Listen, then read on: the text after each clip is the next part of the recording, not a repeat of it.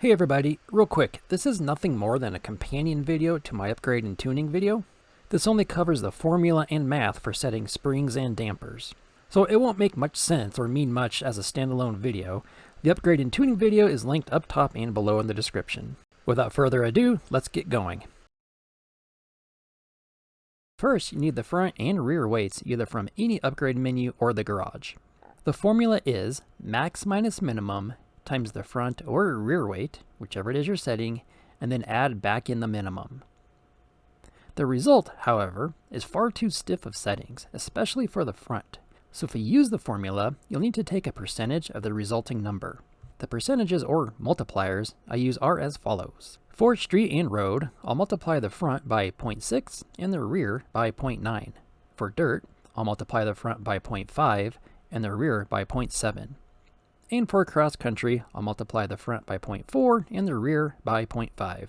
Sometimes, especially on cars with a very heavy front, after all those calculations, the rear is softer than the front. And because I want the rear to always be stiffer than the front, at least in all-wheel drive, I'll keep adding 10% to the rear number until it surpasses the front setting.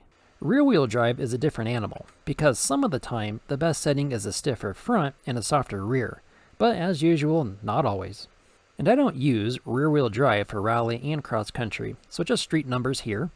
I start with a multiplier of 0.8 in the front and 0.9 in the rear, and this sometimes has an initial setting of a stiffer front on front-heavy cars, but fine-tune as needed from there. And when I fine-tune for all-wheel drive or rear-wheel drive, I adjust softer or stiffer by 10% increments, and narrow down using smaller percentages to hone in on the final setting.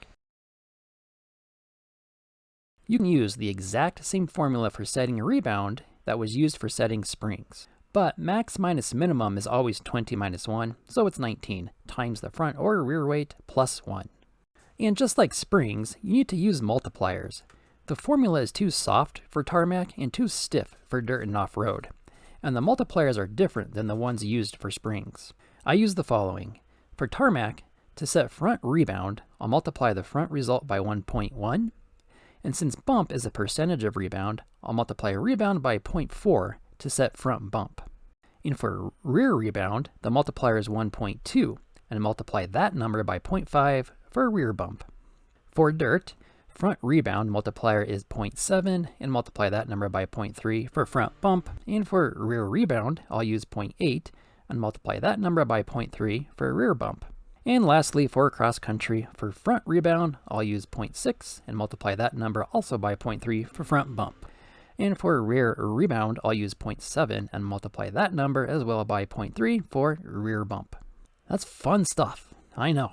And as you can see, for tarmac, I have a 70% gap between rebound and bump. And for rally and cross country, I have a 30 to 50% gap between rebound and bump.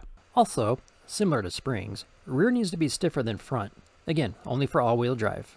So if rear is not stiffer than front, I'll add 5% to the rear rebound figure until it's stiffer than the front rebound. Then I'll calculate bump based on that figure. For a rear-wheel drive, the front rebound multiplier is 1.2, and multiply that number by 0.5 for bump. And rear rebound multiplier is 1.1, and multiply that number by 0.4 for rear bump. Whether all-wheel drive or rear-wheel drive, just make sure dampers mirror springs. If front springs are stiffer, front rebound and bump should also be stiffer, and vice versa, and adjust if necessary. And when adjusting or fine-tuning for all-wheel drive and rear-wheel drive, I'll adjust whatever I need to, softer or stiffer, by 5% increments. One final note on formula and multipliers. If you do use it, you're probably a fellow nerd. Nerd! And you'll want to work out your own multipliers, and do your own testing. I can't stress that enough. There's no problem using mine as a starting point, but test things out and see what you come up with. And if you're wondering, yes, I very much use a cheat sheet. That wraps up this little companion video to the main upgrade and tune video. I do want to stress, one more time, all this is not necessary. It's just a solid way to get your geek on.